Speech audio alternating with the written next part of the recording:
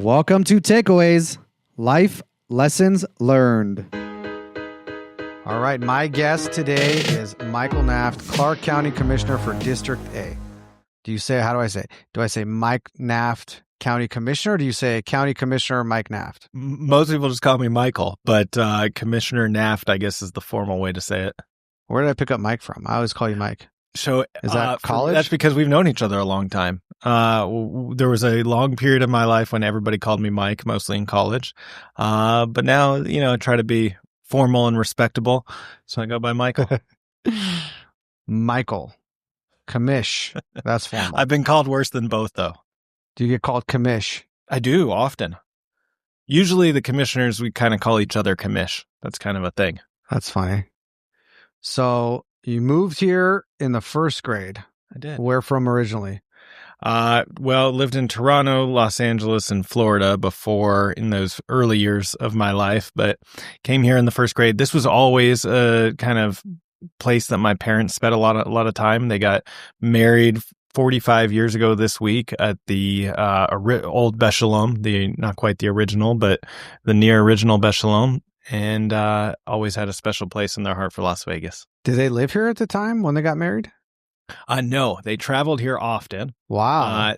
My great uncle, my dad's uncle, was in the junket business. And so if you remember, you're too young to remember, but what those were was hotels would fill up airplanes of gamblers, and he would bring those gamblers, charter the plane, bring them over. And when there was an empty seat on the flight, my dad would hop on last minute, and then my mom, and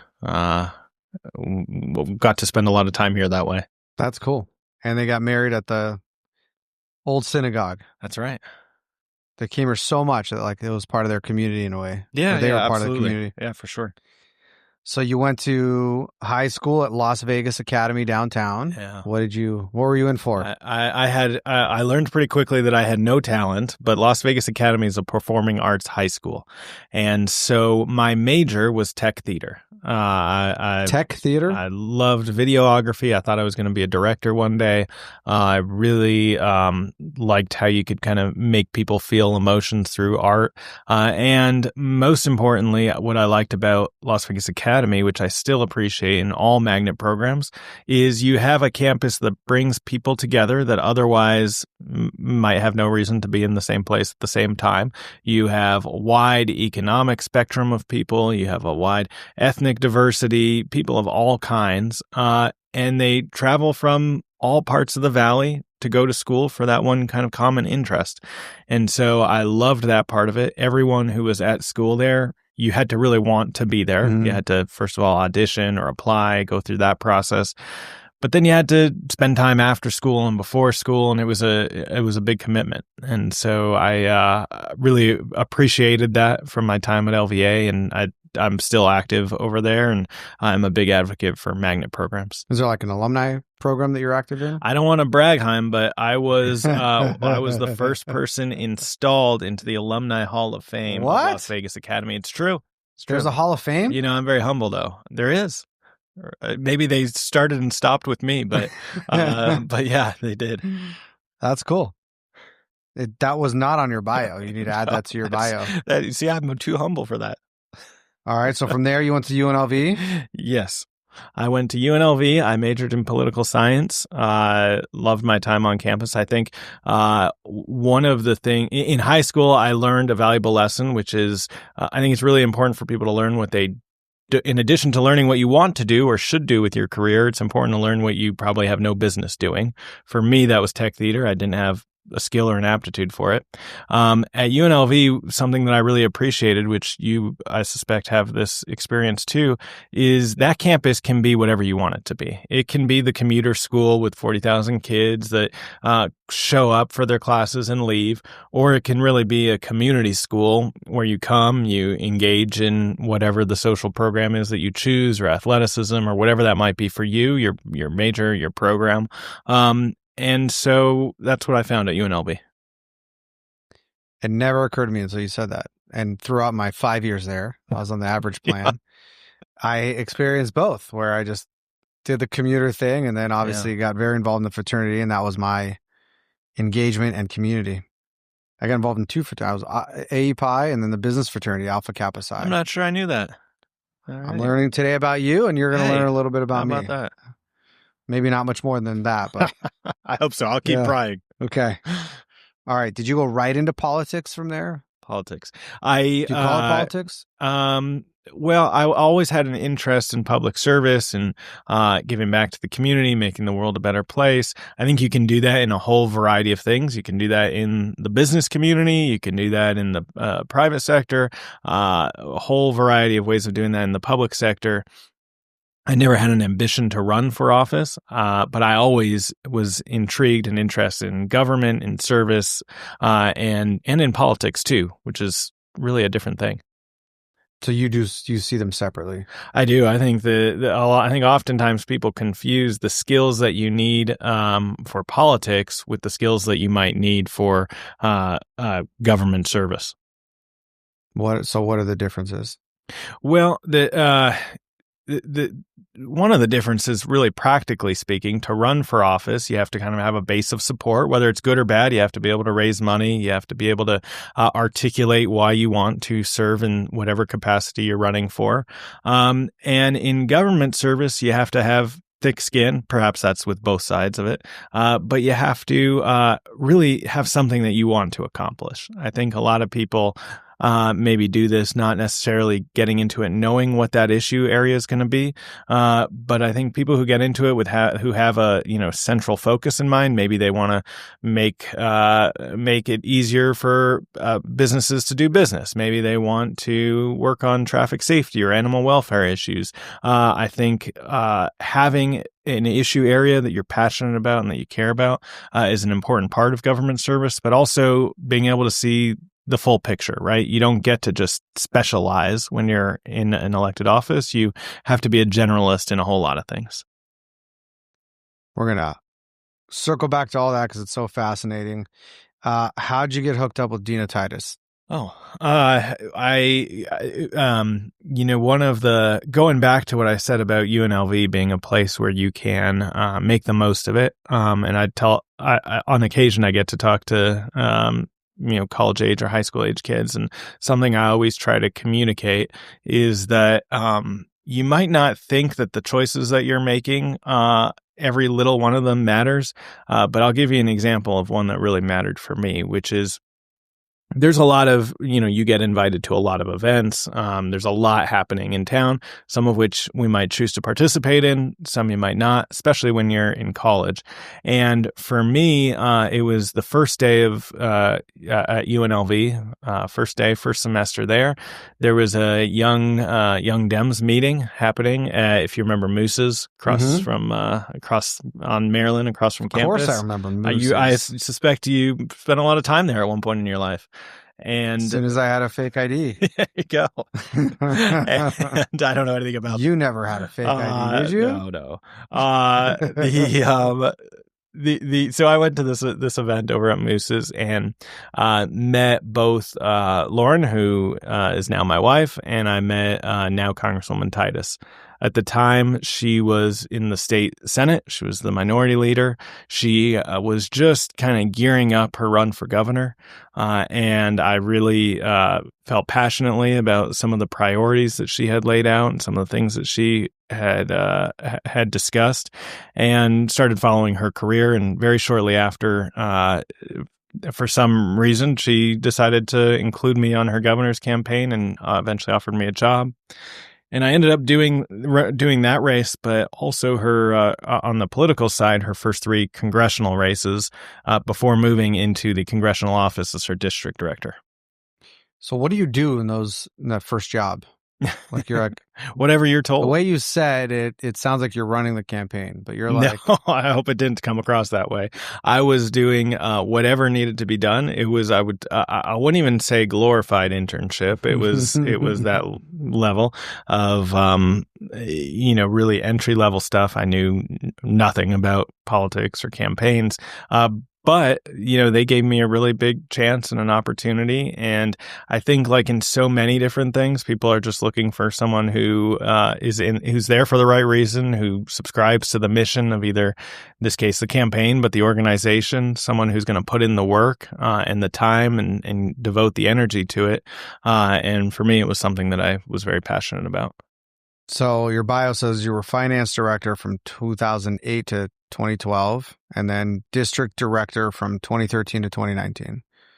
What does a district director do? Yeah, that's a great job. District director runs the local operations of the congressional office. And so it's everything from the managing the staff in the district office, but really responsible for, the way I kind of describe it, is really connecting residents with their federal government. And so that might be the veteran who is entitled to benefits that he's not getting, or it might be the recipient of Social Security that has an error with her claim, or numerous other hundreds of agencies that people aren't as familiar with. And that's a really rewarding opportunity. I worked for somebody who cared a lot about casework and constituent service, someone who felt that that was a big not only a benefit of the job, but really part of why you're there is to help people in that way. And congressional offices, through their federal liaisons with each agency, have the power to intervene, have the expertise to do that. And so overseeing that operation in addition to the, any activity that the office is doing in the state. It's like, I can't think about where my head went is like, you're not fixing tickets for your friends and family, traffic tickets in a way, but there's probably other things where friends and family like, hey, can you help me with this? Can you help me with that? Or even things that you probably learned in that job that you can help people with that I think would never occur to your everyday citizen. I think doing casework at any level of government is one of the most interesting things because you learn about government in a very intimate way, right? You learn what you can do, what you can't do, really important. But you also learn tickets. Yeah, right. No, a member of Congress cannot fix your tickets. But you but also they know someone who can fix your tickets. I don't know. I don't know. It doesn't about work that way. Okay. I'm going back to your bio says January 2019, you were appointed Clark County Commissioner, that you officially became the commish, taking over for Steve Sisolak, who vacated because he became governor. That's accurate. I was really fortunate to have a long-standing relationship with then Commissioner Sisolak. We worked really closely together when he was county commissioner and I was in the district office. And he was my commissioner, and he knew me pretty well, and vice versa. And he was really kind one day to call and remind me that the governor gets to appoint the county commission vacancies. And in this case, he was creating the vacancy. So it's a pretty unusual circumstance. Most people don't get to hire their replacement. But in the state of Nevada, when there is a vacancy on a county commission, that's who makes the appointment, the governor. And so he was in a unique position. He actually, the order of operations, he officially signed the paperwork resigning from office. Then he, a moment later, took the oath of office, was sworn in as governor. And then technically his first action as governor was to appoint me to the vacancy. There's a lot of firsts in your life. First Hall of Famer. That's right. Academy. You're bringing out all kinds of cool things. We're going to unhumble you by the end of this thing. So you're appointed. You serve out the rest of his term. Yeah, so he at that point had 2 years left. 2 years? Yeah, he was halfway through what would have been his final third term. And so I finished out the balance of that term, and pretty immediately you got to begin to run for office. And so then you became a politician. I guess by the dictionary definition, perhaps. Yeah, that's when I first kind of put my name on the line. So Victoria Seaman just vacated her city council seat to go work in the Trump administration.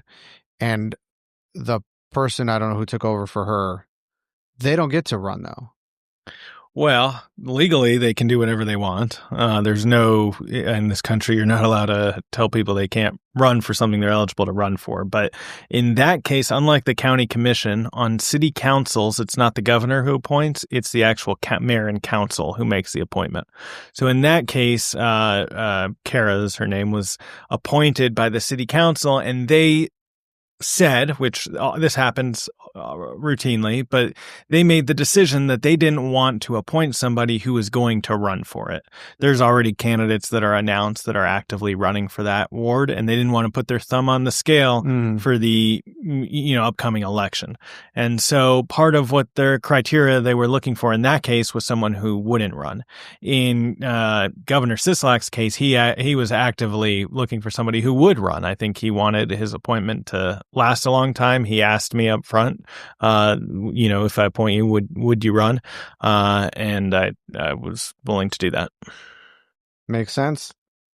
All right, rounding out the bio, you currently live in Henderson. I do. With your wife, Dr. Lauren Naft. I do. And your 2 children. Do you have any pets? We don't. We have our daughter's 5 and our son is 2. So they keep you busy. That keeps things active. Wait till Dr. Lauren says, we should get a puppy. That happened to me. Yes. And you're not yet? I'm sure one day. Maybe when Ari's 3 or 4. Resist as long as you can. Is that right? Yeah.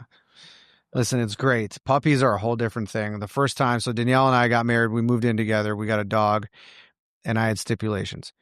2 years old, housebroken, doesn't bark, doesn't chew on things, all the things. Short story long, we ended up getting a dog. Mm-hmm. And then when you're, just married, no kids, like we don't come, like I go from work, she goes from work, we meet somewhere else. We don't go home. Right. So like dog's bored. So we got a dog for the dog. So we had 2 dogs. Well, that's very sensitive of you. Yeah. No, they lived quite a while.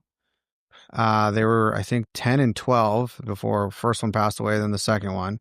Before the second one passed away, now her name was Moxie. It was Magnum and Moxie. Magnum passes away. Then Moxie's just enjoying being the only dog in the house. So she was going blind, going deaf, hip dysplasia. So Danielle's like, we should get another dog. Sure. We ended up getting a puppy Australian Shepherd. So we had 2 little dogs that our backyard was plenty for them. Dog door, it's great. To getting a working dog that you have to at one point we're like, we need to just find a ranch to put him on because that's what he needs. No, we ended up hooking up with Norton Dog Training, and they trained him, but more importantly, they trained us on how to have a dog like this. And now it is more important. Now his name's Scuttle, so Scuttle runs the household. But it was a very interesting, call it first 9 months when you get a puppy. It's like having a baby. So brace yourself for the inevitable. I appreciate it. Do you have any hobbies? Are you allowed to have hobbies as county commissioner? Do you have time for that or no? It's permissible.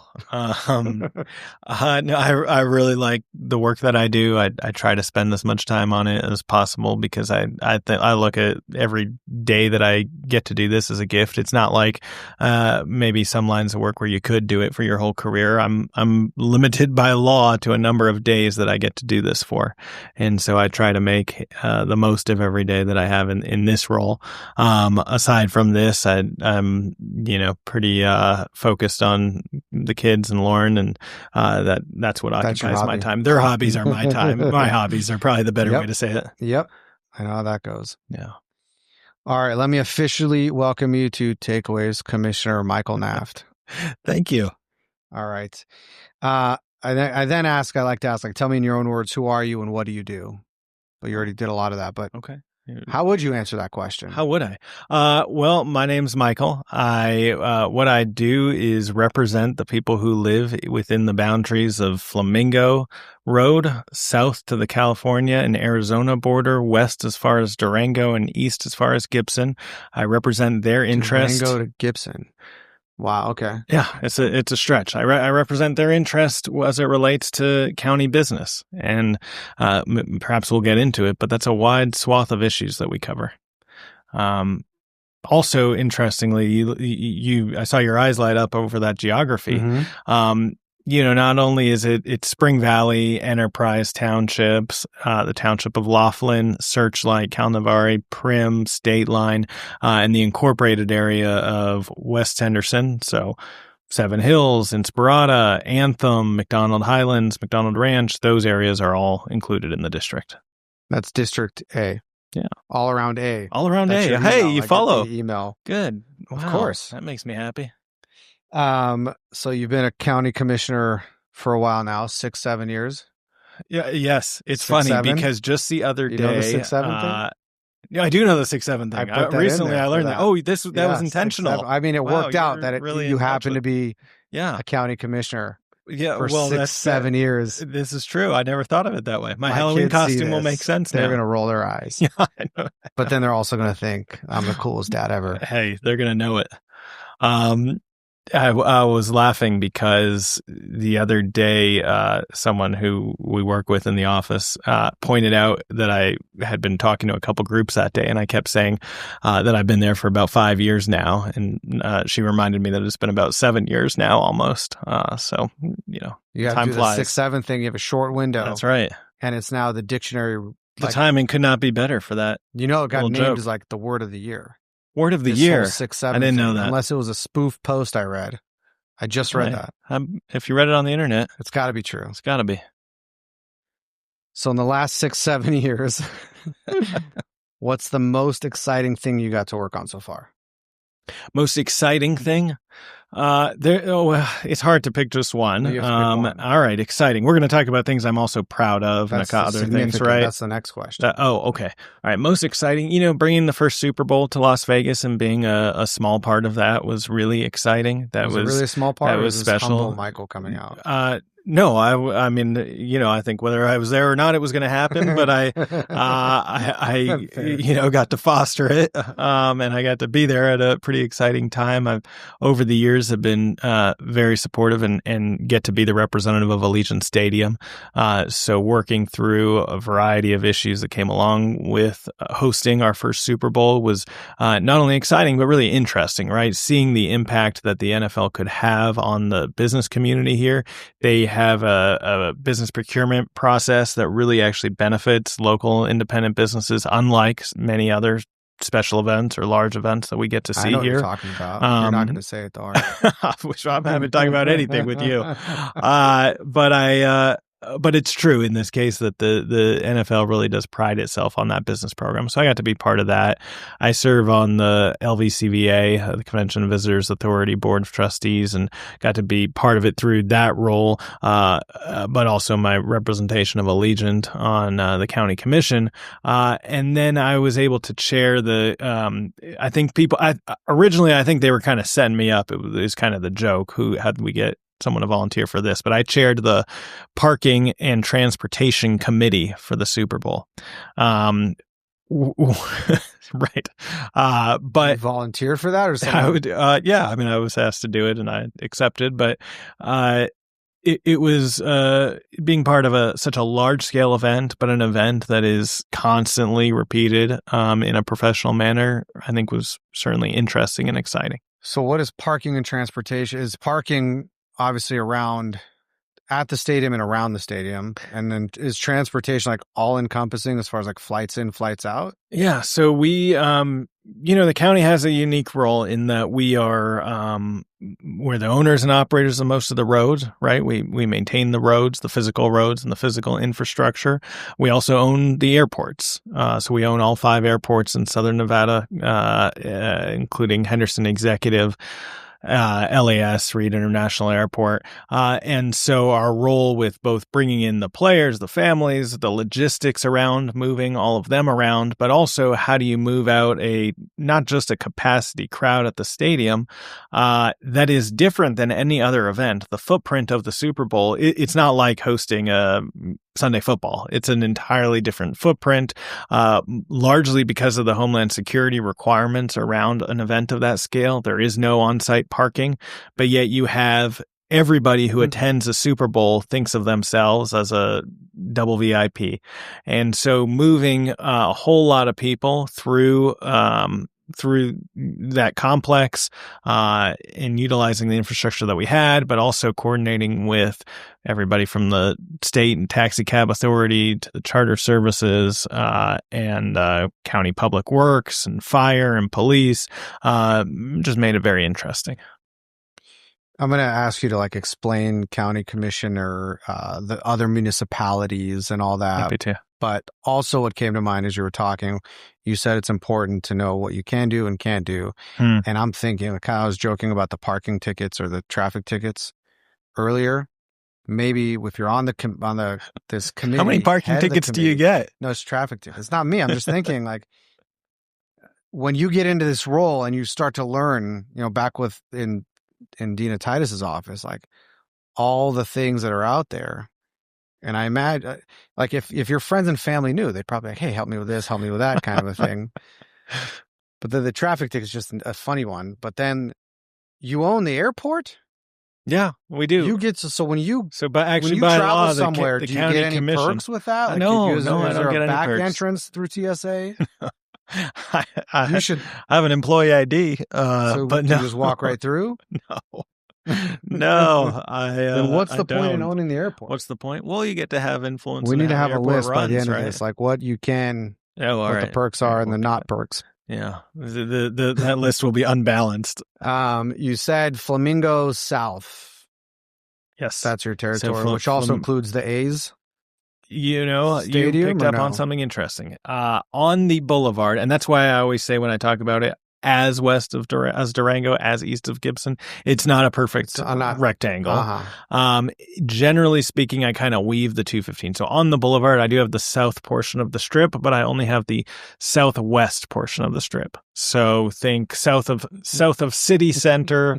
So Luxor, Excalibur, Mandalay Bay. The Welcome to Las Vegas sign is actually in two commission districts. These are the casinos you get to eat for free at the cafeteria. There's no perks. I'm telling you, we can't accept a hot dog. I was going to tell you an interesting factoid though. The fabulous Welcome to Las Vegas sign. Yes. Right. If you're looking at that sign and you look at the V in Vegas, the center point of the V is the delineator between the district I represent and the district my colleague Jim Gibson represents. That's the center line of Las Vegas Boulevard, the point on the V, and he has the east side and I have the west. Now I know you're going to use that one at parties. Now that's actually cool. I hope I am on Jeopardy one day and they ask me that. And I can call you after. And they will have officially run out of questions on Jeopardy. We think of Vegas as a valley and everything's Vegas. Even sometimes Henderson could be called Vegas, but it's not.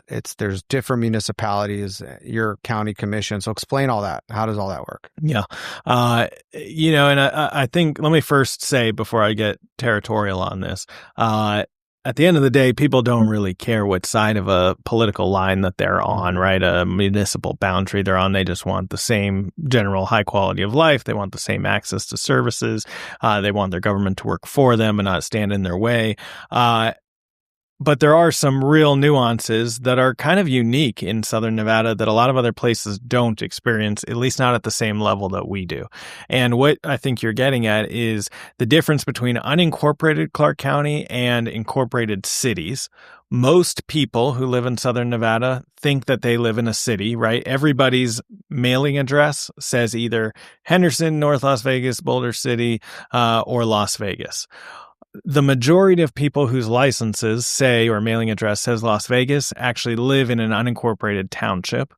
And what that means in practice for them is that they don't have a city councilor or a mayor. They don't have any city services. They don't pay into any city taxes, and the city doesn't have any authority over them. For those who live in an unincorporated township, the highest density ones, the most populated ones being Paradise, Enterprise, Spring Valley, those folks live in unincorporated county. So for them, we are their city government. We do their water. We do their street lights. We do their roads. Clark County Parks and Rec is their parks function. Clark County Animal Control does animal welfare and animal protection services. All of these local things, including land use, zoning, public works, things that really impact people in a big way, those all happen through your municipality. And of the 2.5 million people who live in Southern Nevada, over 1.2 million of them live in unincorporated county. If we were a city, if unincorporated Clark County were a city, we would by far be the largest city by population in the state. And by the way, by geography, you could fit the entire county, Clark County, within the boundaries of the state of New Jersey. You could drive for 3.5 hours and still be in Clark County from Bunkerville to Laughlin. And within those boundaries, you have the city services. And then maybe we can get to it in a minute. You already touched on one, which is the Department of Aviation, which is a regional service that I, as a commissioner, provide. So outside of all those city services who only apply to those 1.2 who live in unincorporated county, we also do the regional services, which are applicable to everybody in the entire county. That's why everybody, no matter where you live in Clark County, you can vote for your county commissioner, but only those who live in an incorporated town or an incorporated city can vote for their city councilor and mayor. How long did it take you to really understand all that? I'm not sure I still do. We're going to pick up more off that, but before we go too far into it, I ask everyone the same question. I want to ask you this question. Is that your way of saying I shouldn't be offended? No. I ask everybody. I do. I'll tell you where this question came from, okay, if you want. So I was in AZA, which is a high school Jewish youth group. And our region here in Las Vegas was Salt Lake, Vegas, Phoenix, and Tucson. Mm-hmm. So twice a year there were conventions, fall and spring. And then as upperclassmen, we were on the regional board. So there were like a couple more. And winter break, summer break. What's that? You were a leader way back then. That's actually where kidding aside, I learned. I was exposed to leadership. I was able to practice leadership, foster it. And then it continued into college in our fraternity, AE Pi. But we were here at lunch. I can't remember when it was. It was before I started this podcast. And our friend Aaron Silverman from Salt Lake City was here. And he asked Jared and I, my business partner Jared, who I met in AZA. He lived in Phoenix. I lived here. He moved here for UNLV and was also an AE Pi. But Aaron asked us this question. He's like, let me ask you guys this. Like, what's been like the single most influential thing in your life that defined or shaped you the most? Something like that. And kind of like I asked you earlier about most exciting, like hard to pick one. But if you had to pick one thing that you think back that was the single most influential thing or event in your life that has shaped you the most, what would you say? We touched on it already, but going across the street to Moose's that night when I met both my wife and the person who I ended up working for 13 years, set up the trajectory of my career. That was pretty influential. And looking back, I wonder all the time, had I just decided to do something else that night, what would I be doing now? I wonder that all the time. So what set that up? Like, was there someone you walked by someone with a handout? What was I don't remember. I'm sure I went with somebody. But I wish I knew who. I should give them a thank you. Student Democrat? Maybe so. Club? It was, Young Dems. Were you already in it, or were they like, hey, come to a meeting for the Young Dems? Just the first mixer. This was literally the first day or two of school. So as a freshman? Yeah. Oh, wow. Yeah. Right? Yeah. So it's kind of amazing how one event like that, and perhaps I would have met Lauren anyways. Perhaps I would have met Dina anyways, but I don't know that. And it's it might a not have turned out the way it was. It's not just one or the other. You met both. That's what I'm saying, right? Yeah. Yeah. Pretty big night. It's like, put yourself out there. That's more eloquent than the way I said it. That's pretty cool. Yeah. All right, back to County Commish. I think Reutman started that in my head, by the way. They're great. Give him a thank you. Another one of our fraternity brothers, Michael Reutman. Don't talk about him. His head's big enough. He's a pretty cool guy, so you can say things like Commish. He's a great guy. Hey, the Commish. Yeah. I don't think I would ever say that if he didn't say By the that. way, for your listening audience, he is now a Clark County Planning Commissioner. So is he all? Does that Very also important role. qualify of being a commish? It does, absolutely. As a baby commish. Yeah. But I'll let you decide that. I just probably insulted all the planning commissioners out there. By calling them baby commish? Yeah. They're pretty thick-skinned. I hope so. I think they could take it. They're going to remind me if I'm ever in front of them with a project, probably. All right. Speaking of babies, when you were initiated as county commissioner, I saw the video of you got the hand of you're being sworn in. You literally, you're like a baby on a stage. How'd you find that? What's in the that? archives? It's on the YouTube. Really? Yeah. Wow. I do deep research. I find can lots tell. of stuff. Holy cow. You're in trouble. You're digging out there. How'd I look? It's a very nice ceremony. Obviously, you're being sworn in as county commissioner. But literally, like, the kidding aside, it's obvious that you're a young person being sworn in, and then everyone around you is older than you. I wouldn't tell them that either. It's a fact. It's not like I'm saying that they're old people. I'm just saying, like, I'm certainly. How old were you when you were sworn in? Oh, now we got to do some math. I was barely 30. So not even 30. I think I was tied for the third youngest county commissioner. That's there were a couple disappointing of us that were because around that age. doesn't, like, I was hoping you would say you were the youngest. Then Not we'd have quite. 3 things that. Oh, the first. Yeah. No. All right, but you're still relatively a baby. You're still very young, and yet you have so much experience, right? If you watch that video, you could attest that. Don't I look like 30 years younger? Now? You actually look better now. I look better now? Yeah. Thank you. I think so. Wow. All right. You look young then. I mean, you look... Yeah. You were still partying back then, probably. I was not. Can we get serious here? You keep making jokes on me. We can try.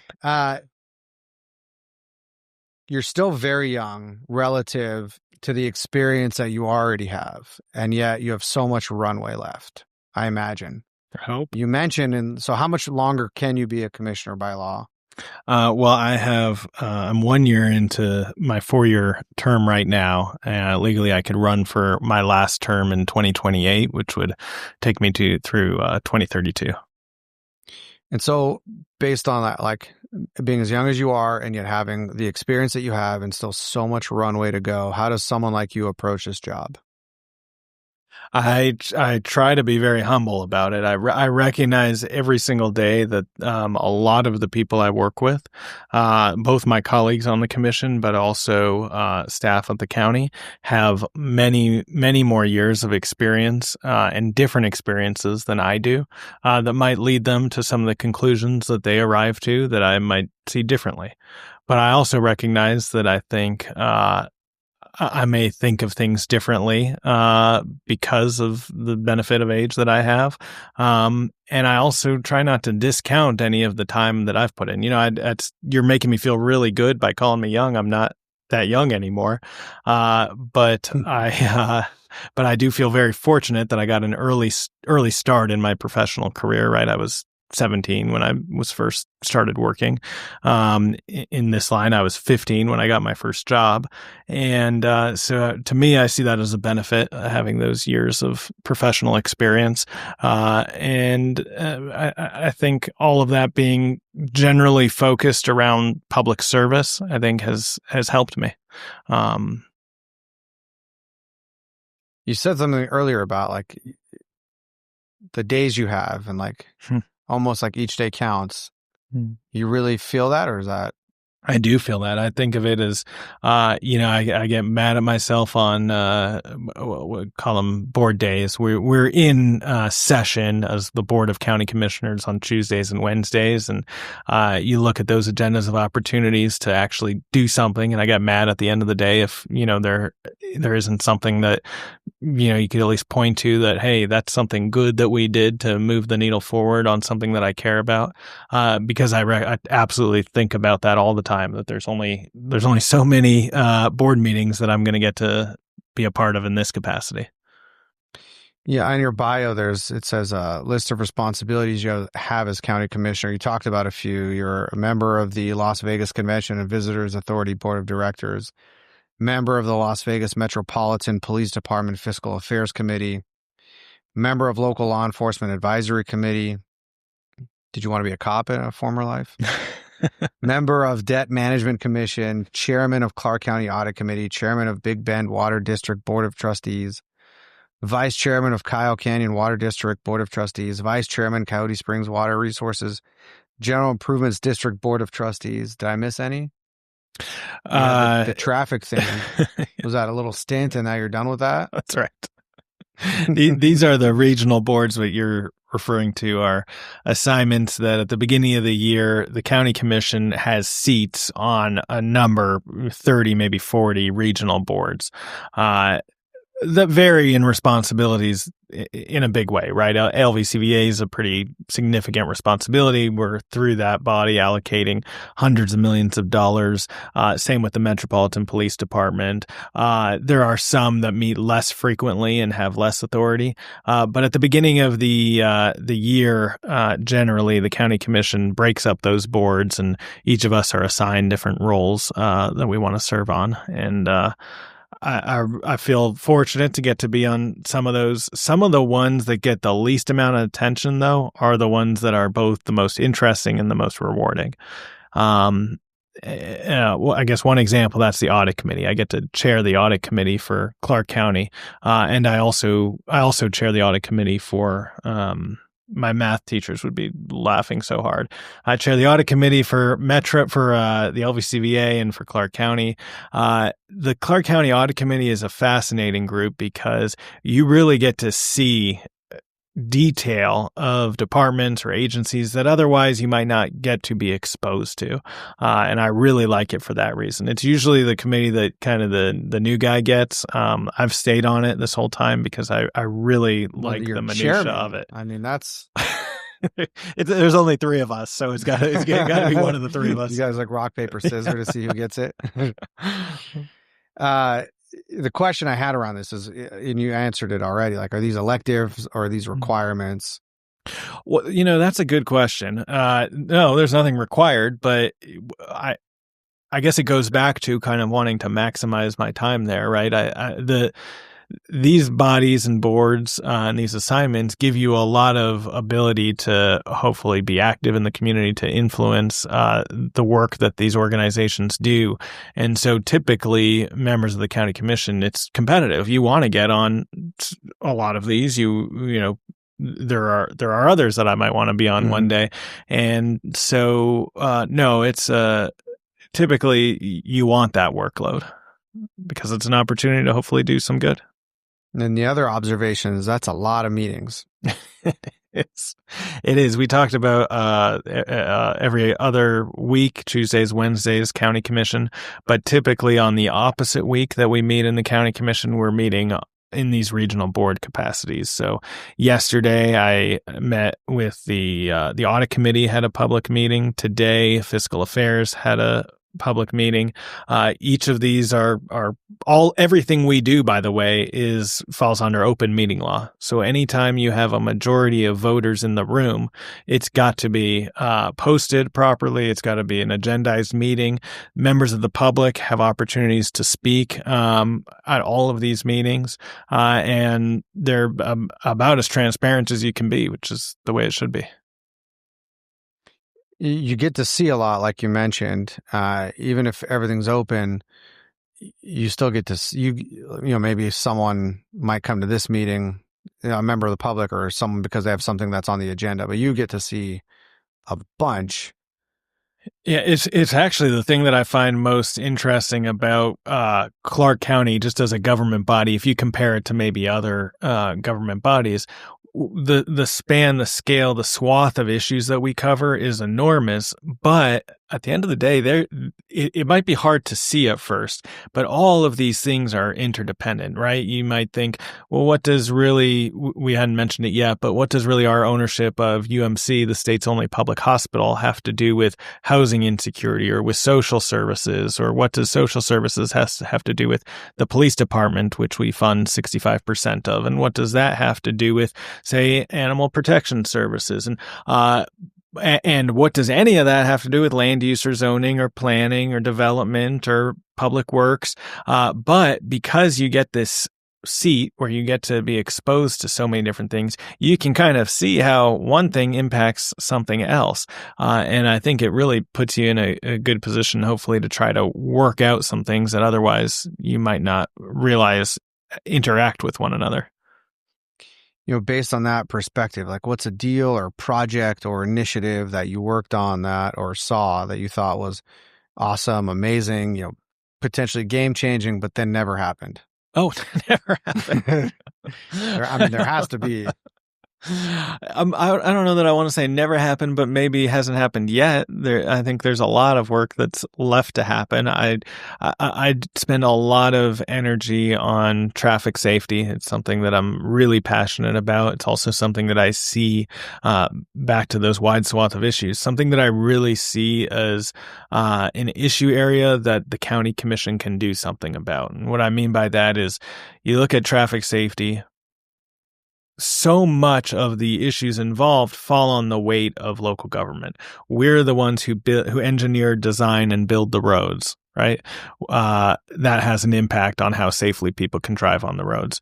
We're the ones that when there's a crash on those roads respond with 7, 8, maybe 9 different county funded or county proper agencies and departments, police department, fire department. The private ambulance company that you see is a franchisee of Clark County. We're the ones who, through public works, are cleaning up the glass on the ground, and we do the business licensing for the tow truck that comes.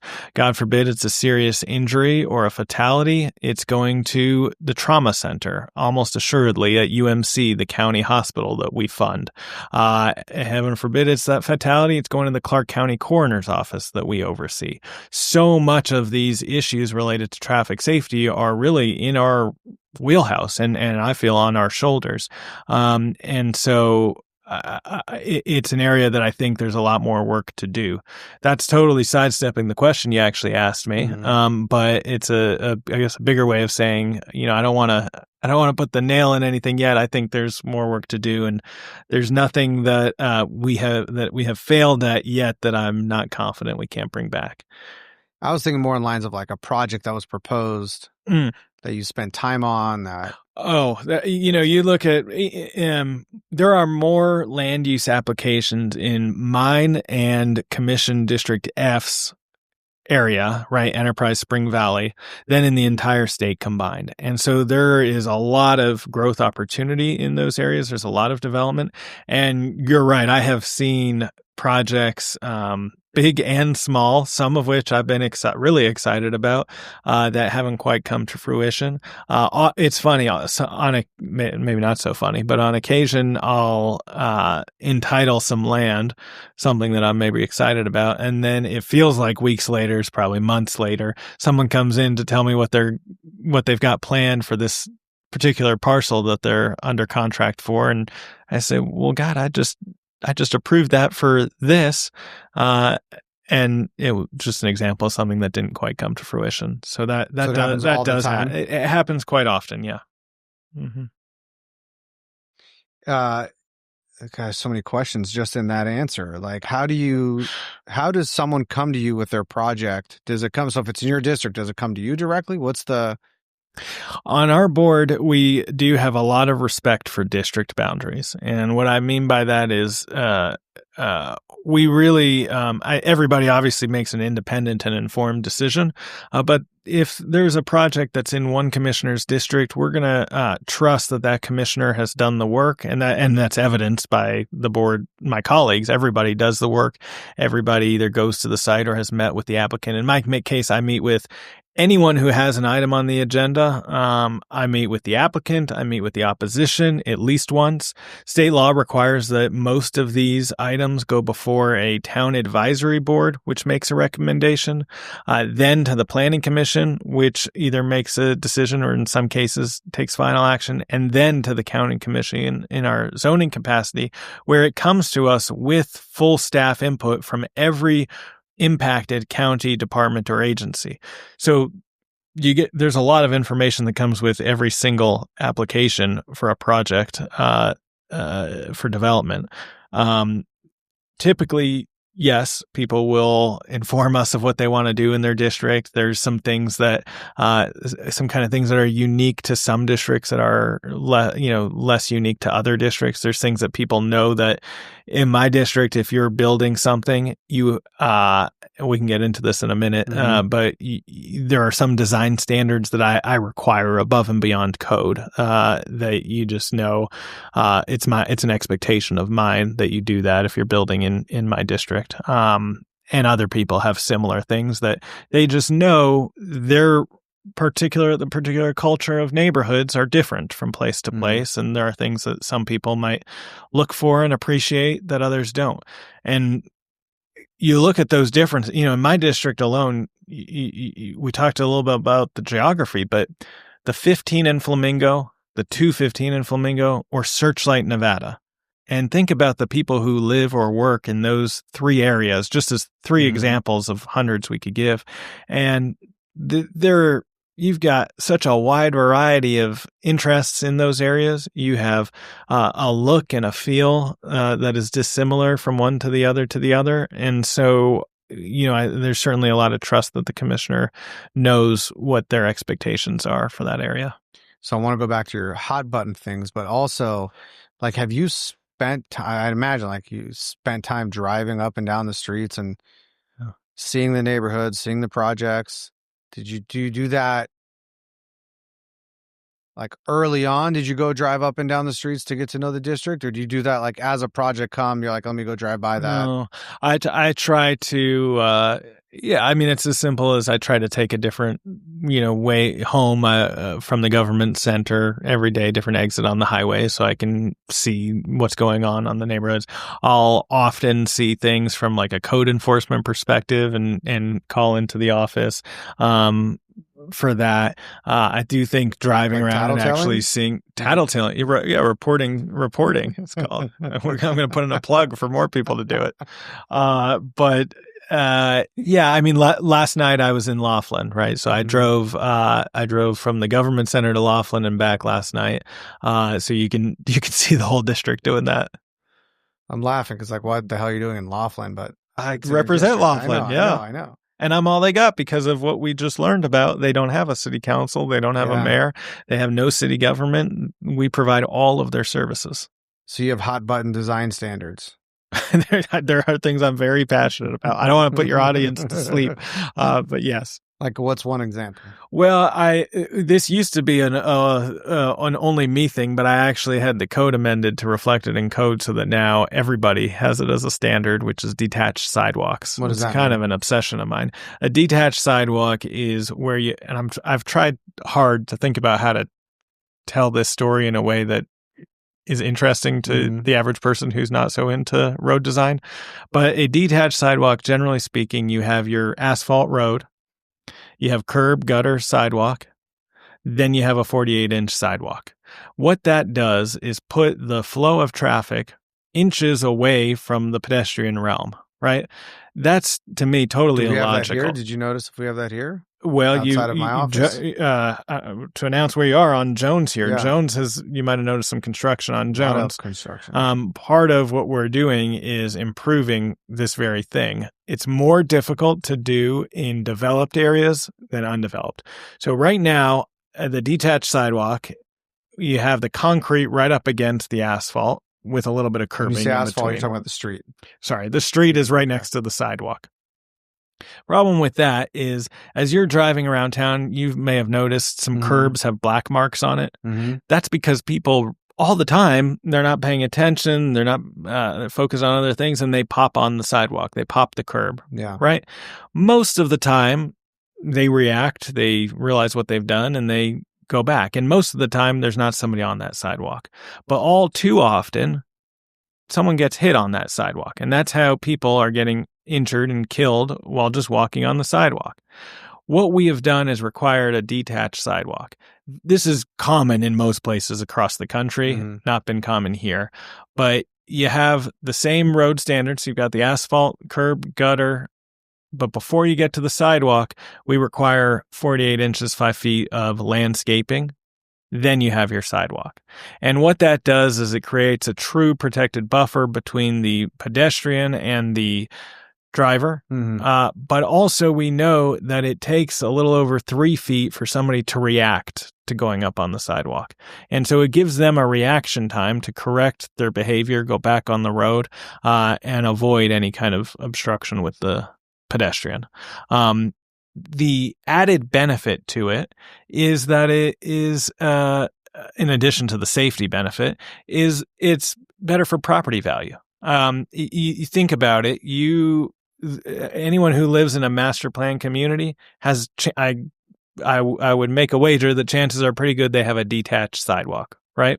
More affluent neighborhoods have detached sidewalks. Yeah. It looks better, it's safer, and it improves property value. And so that's why they do it in places that have, HOAs and restrictions. And I just believe that we should have those same safety precautions and same aesthetics in all parts of town. So our office is in District A. We're on Jones between Russell and Sunset.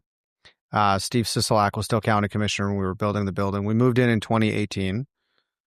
And we, on the parcel that we're on, we had to improve the frontage. We had to make the improvements with the sidewalk and everything you just talked about, offsites. Now you guys are, I think the county is doing it up and down parts of Jones. Yeah. So that's one thing that came to mind. The other thing that came to mind is a few years ago I started running. Yeah. I live in Summerlin. And even in Summerlin, like one side of the street are these big, beautiful sidewalks. And on the other side of the street are these skinnier sidewalks.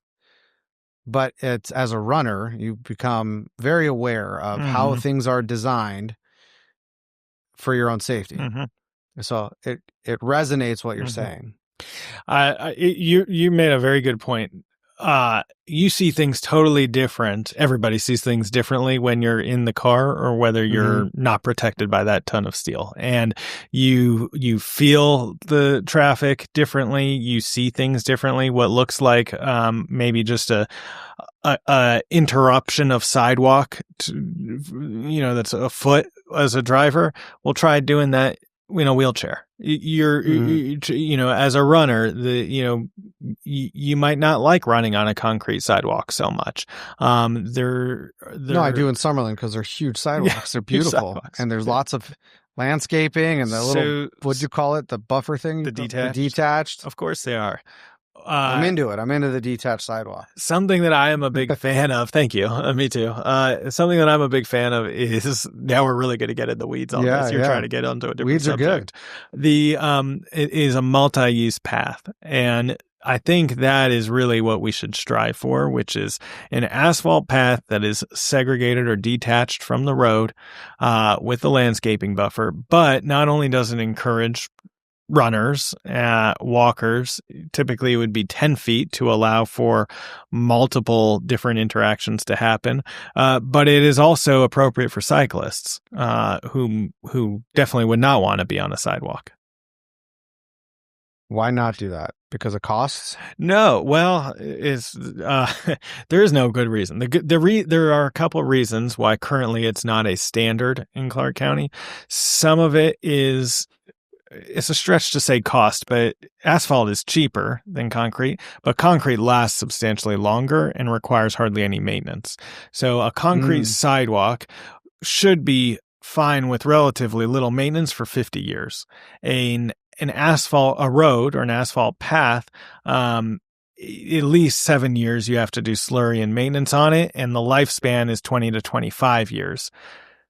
The other challenge is on a sidewalk, you're not actually getting the oil from the car, which is actually good for asphalt and helps maintain the asphalt. So those are the challenges. It would require Like, do you get into a little these more kinds of maintenance. conversations in social environments and your wife's like, dude, stop talking about asphalt again? I'm very impressed at your level of knowledge on these building materials. These are some hot issues at Clark County. Clearly traffic and safety are passion issues of yours. What's another one? Animal welfare is something that we've worked a lot on since I've been there. You don't have a pet. We've updated. I don't. How right is this now. one of your issues? I think you can still care a lot. I've never been hit by a car, but I care that people don't get hit by cars. Let's hope you never get hit by a car. Oh, thank you. Yeah, I think you could still have humanity without it personally impacting you in your home at that very moment. But one of the other lanes that the county is in is animal welfare, and that extends to our operation of the Animal Foundation. We contract that work out to the Animal Foundation, but at the end of the day, local government's responsible for sheltering of animals, and so that puts us squarely in the animal welfare realm. We have over the last year and 2 years now done a pretty comprehensive rewrite of our code that governs animal welfare issues, try to tackle things like breeding and overpopulation and overcrowding at our shelters. And it's something that is a real challenge for breeding this in the community. shelters? No, those are two separate thoughts. I hope not. There's breeding, and breeding leads to overcrowding at the shelters. Gotcha. Okay. And so I think, certainly that'll be something I continue to work on. We have recently allocated funds to design and then build a new Southwest shelter, which will accommodate a great need. This is also, by the way, an economic issue. I kind of danced around that a little bit with traffic safety too, but if these things don't pull on your heartstrings, both of these issues are pulling hard on your pocketbooks. Traffic safety is a multi-billion-dollar cost to taxpayers. Locally? Locally. Wow. The reason, I don't want to derail from animal welfare. We can get back to it, but animal welfare too. We, Clark County taxpayers are paying a fortune at the shelters, and you can go and adopt almost any type of breed that you might want at the shelters, and certainly with our rescue partners. All three of our dogs were rescues, just so you know. Thank you. I think, a lot of people, myself included, frankly, would prefer that we didn't need a shelter, right? I'd prefer that dogs could get adopted out or fostered or in a better place than the shelter. But at the end of the day, our population has grown significantly, and the geographic location of the Animal Foundation is not enough to accommodate the need of the whole valley. So, we have animal protection officers who are spending significant portions of their trip transporting all the way downtown from the Southwest. So I think a new shelter will help with that. It will allow a little bit more flexibility when there are cases that require quarantine, or when we hit emergency capacity at our shelter. You sound like a business operator figuring out logistics and costs and whatnot. Unfortunately, that's what it's about, right? We're talking about all these kind of interesting issues. At the end of the day, really what our job is, we're the fiscal officers for the county and for county taxpayer dollars. So it's about being prudent with people's money, making sure that people trust that we're spending their money in ways that are both within our wheelhouse, within our state and federally mandated role, but also in a way that is wise. And I think all too often people can be penny wise, pound foolish, and not make the investments that are going to have the long-term reward for the community. And we'll jump back to infrastructure, but that is absolutely a case with infrastructure. You look at the business problem of crashes on our roads.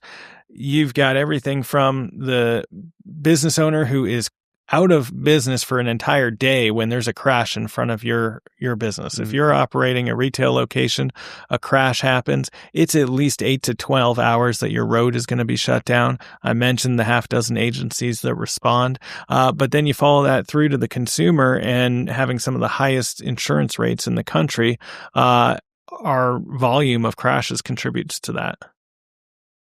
I was just at the sheriff's kickoff campaign. And you're on two committees, it looks like, as it relates to, well, one with Metro. Is local law enforcement advisory committee different? It is. Okay. So how are you guys connected to police? His presentation was a lot like what you're saying, where I was standing next to Kevin Burke, who's a local contractor and developer, and he leans over to me. He's like, same kind of comment I made to you, maybe because he made it to me and made me aware of it. But like, the way you guys are talking about things is really like operators. Yeah. These are billion-dollar organizations. I said politician earlier, and he kind of winced at me, so maybe you don't like that term. But it's like he talks about Metro like an operator. Like, I consolidated this department with this department, and now these people respond to this. And he was talking about homicides and like how he restructured responses to homicides, and now the numbers went way down. Yes. And a lot like how you're connecting traffic to what he did. By the way, just to put in a plug for my friend Sheriff McMahal, what he did is really important. That point you're making is they started investigating attempted murders like they investigate murders, because most murders start with an attempted murder. And so that, I think that's what you're referring to, which absolutely has had a significant impact in reducing violent crime in the community. And it's funny to think about. No, they didn't do that before. It was whatever department I think it was. It's not like they were doing anything wrong. It's kind of like, this is how it's always been, and now there's a better way, and let's look at a better way. Yeah, to your I guess your point of operators, both of these organizations are Clark County is a multi-billion-dollar organization. We have 14,000 employees. It's a massive operation. I'm always amazed by this fact. Clark County owns 524 buildings. You just think of, you're familiar with the property management world. We manage like 192, so that's a lot of buildings. And that's your business. That's our business. And this is not necessarily a specialty. So it's the scale and the scope and the variety, most businesses deal in a fairly narrow niche.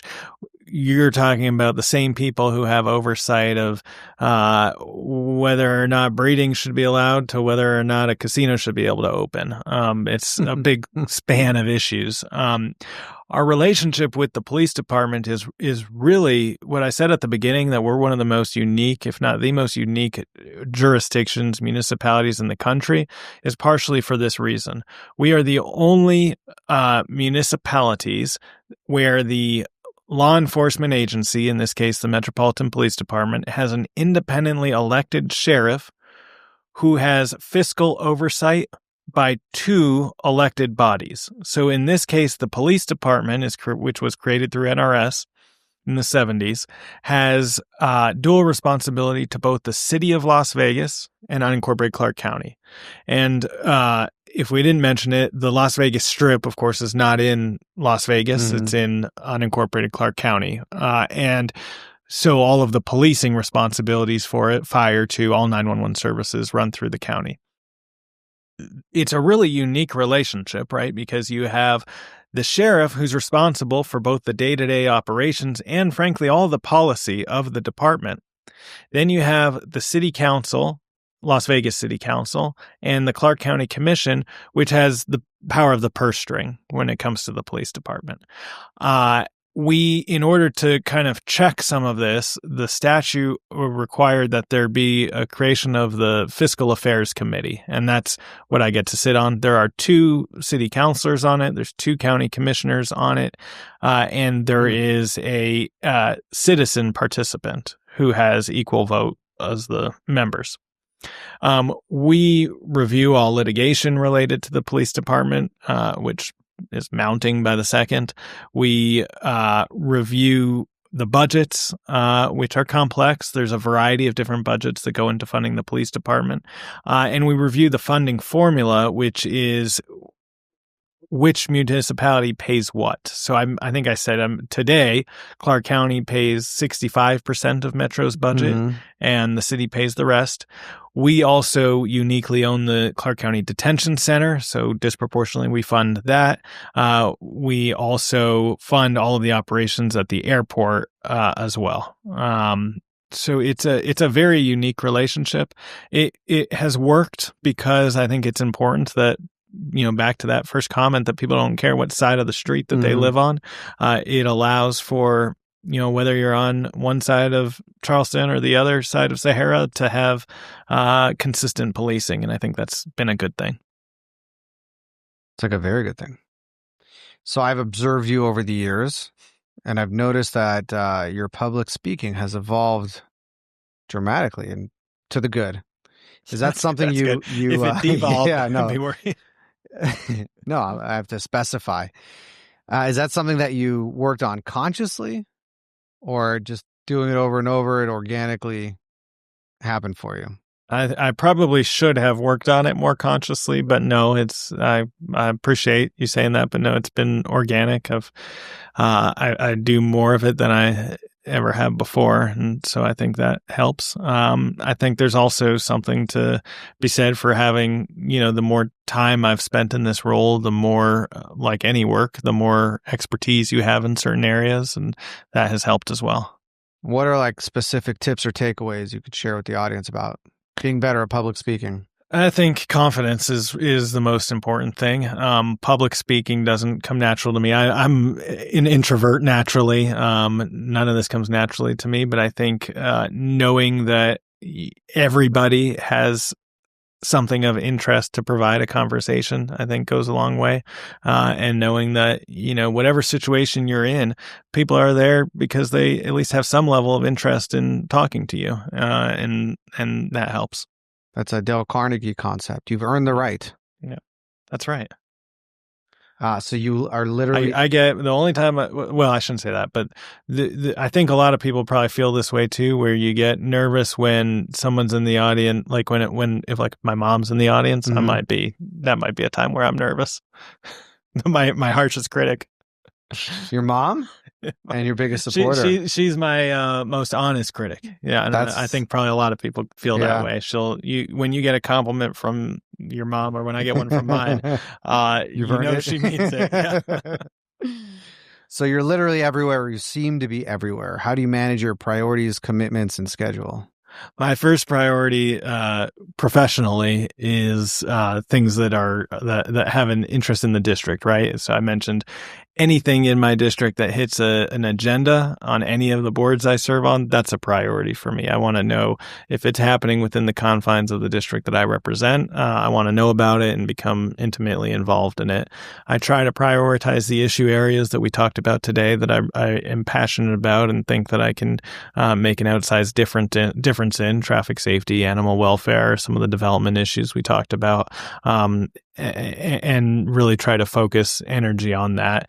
And then I'm really fortunate that I work with wonderful people who, from Flamingo to Laughlin, are there eyes and ears to be there to serve the public and to be responsive to the needs of the public. And that makes it a lot easier for me. How do you know where to be? Do you have help with your calendar? I do have help with my calendar, fortunately, and I think like year over year, there's a lot of things that are the same, so you kind of know what is worth the investment of time and what isn't. And then I always kind of try to prioritize things like I just laid out. First is that it has an interest to or in the district.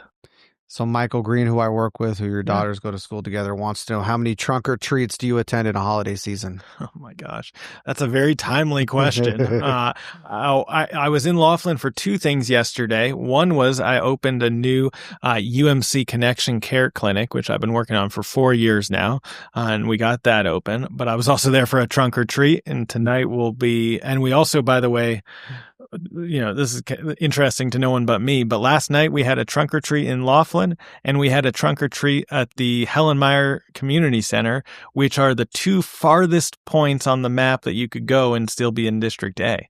And those happened simultaneously. You could tell, Michael, there's a lot of trunk or treats. The county, I think, for a lot of reasons, but the county has really invested a lot of energy in our trunk or treats. What's your go-to candy? I'm not a big candy guy, but something plain, chocolate, Hershey's, very plain. It's good. You want to do some rapid fire takeaways and we'll get you out of here? I'm going to sit up straight though. Okay. I'll sit up straight too. Okay. All right. A lot of people tell me I should run for office. What's your advice?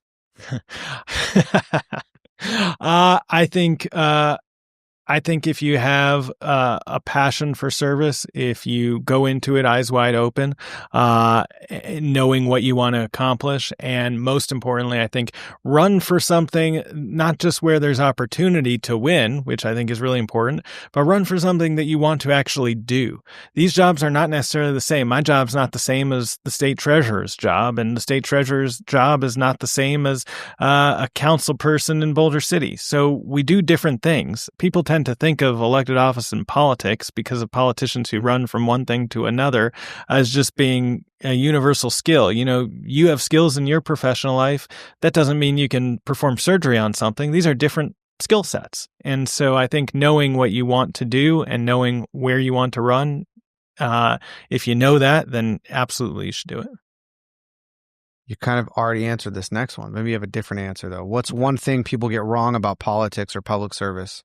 Oh, I think like any industry, there are people who bring down the brand of the whole thing. I think almost everyone I know who's in this business, people who I agree with and passionately disagree with, are in it for the right reasons. They want to make the community that they love a little bit better. What would you say has influenced your leadership the most? What or who? Either. What? Yeah.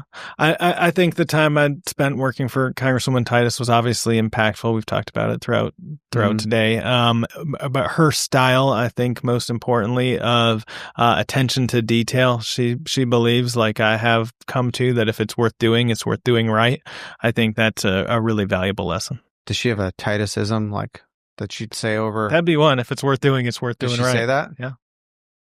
That's a good one. Is there a piece of life advice that you give disproportionately to others? Just did. That's the same one? You stole it from her? I think the life advice is what you said eloquently. Not to miss any opportunity. Think of every invitation. Think of every opportunity as a way to be exposed to something new. Books or podcasts? A little of both. Lately, my wife and I share our spot. I was actually telling her this on the way over here, and she told me don't say this, but I'm going to anyway. We share the same Spotify account, and so Call Her Daddy is on our podcast, on our Spotify. You don't know? Oh. I don't know. That's why I asked this question. It's a podcast. It's called I think they have a large female audience, but it's just like you. Ask questions like these. All right. I should look into this one. Yeah. It's huge. It's like a top 10 podcast. I've never once heard of this thing. All right. I'll send you the link. Okay. Where do you go for a power lunch? Table 34 I used to love, and they've closed. And so I've kind of been hopping around a little bit and haven't found a suitable replacement because I miss Table 34. That place was awesome. Yeah, it was. Where do you go for a power dinner?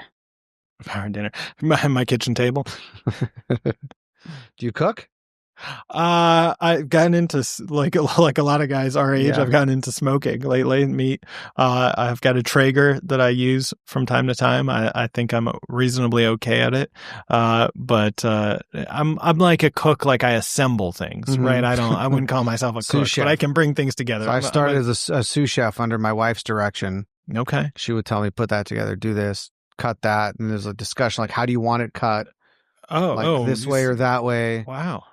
I've graduated a little bit. You're pretty advanced in your household. But now... same. Like the older you get, the same you're going to follow my footsteps. When I'm old like you one day? Yeah.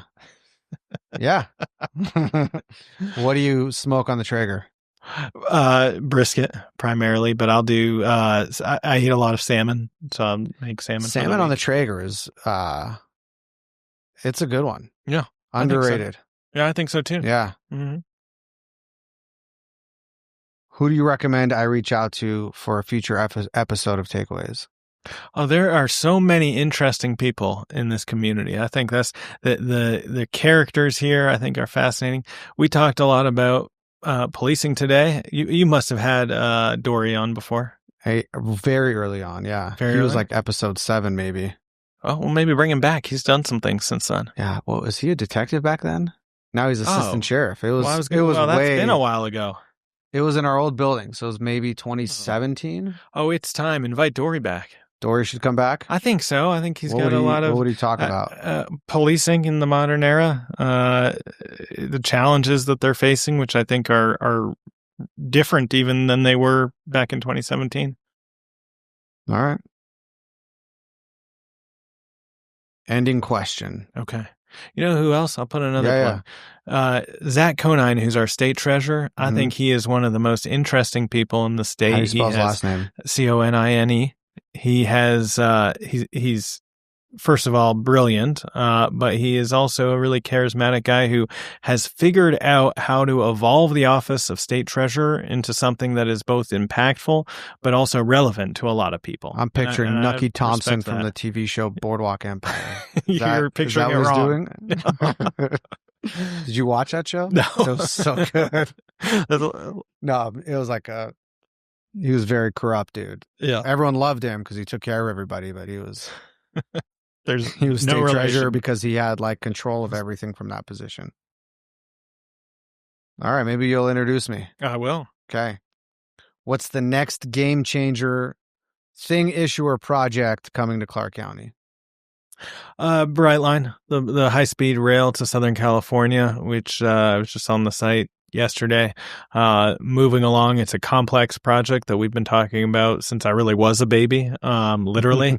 And I think we are farther along than we ever have been before. And that has the power both to